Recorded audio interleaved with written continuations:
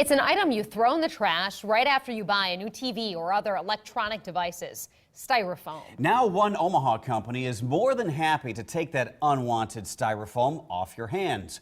Reporter Emily Zink shows us what they do with it.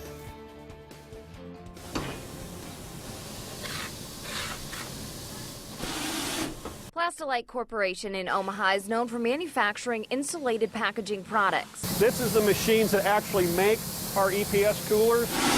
Chances are, if you order from a place like Omaha Steaks, your order will be shipped in a Plastilite EPS Foam cooler. Whatever reason, just this white cooler, people think, oh my gosh, it is filling up the landfill and it is bad. Barry Creha, the marketing director for Plastilite, says EPS Foam, or Styrofoam as many people call it, is 98% air. It's basically carbon. When it's in a landfill, it won't leach into the ground or emit fumes, but it will stay there forever.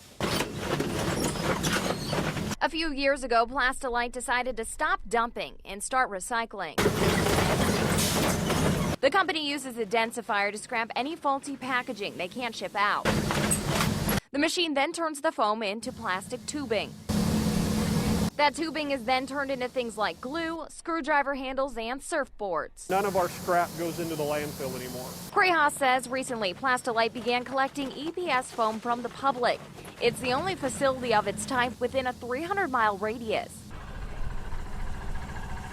About once a week, Plastilite picks up EPS foam from the Henry Dorley Zoo. A lot of the animals' food comes in styrofoam coolers. They just had to throw it away because there really wasn't a recycling program. Just like the zoo, the public can now utilize Plastilite. You can recycle certain items, you can put it in your recycle bin, but for a lot of communities, you can't put the EPS foam in there. Any EPS foam containers or pieces with the number 6 recycle symbol can now be dropped off near I-680 and 48th Street.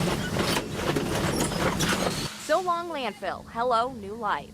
Emily Zink, KMTV Action 3 News.